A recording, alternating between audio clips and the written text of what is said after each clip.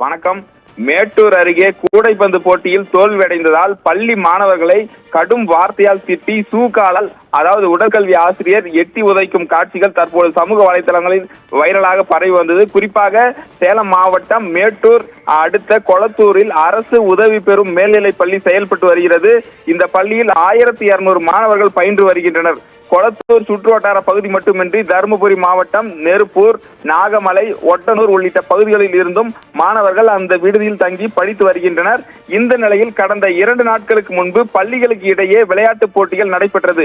இதில் கூடைப்பந்து போட்டியில் பள்ளியின் சார்பில் பங்கேற்ற மாணவர்கள் போட்டியில் வெற்றி பெறவில்லை. இதனால் ஆத்திரமடைந்த இந்த பள்ளியின் உடற்கல்வி ஆசிரியர் அண்ணாமலை அவர்களை தரையில் அமர வைத்து திட்டி சூக்காலால் எட்டி உதைக்கும் காட்சி சமூக வலைதளங்களில் வைரலாக பரவி வந்தது.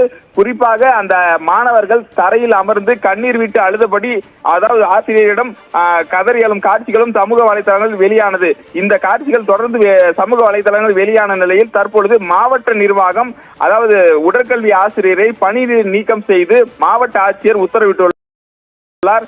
அதாவது போட்டியில் தோல்வியடைந்த காரணத்தினால் மாணவர்களை சூக்காலால் எட்டி வைத்து தாக்கிய உடற்கல்வி ஆசிரியரை அண்ணாமலையை பணியிடை நீக்கம் செய்து தற்பொழுது உத்தரவு வெளியாகியுள்ளது. பானு.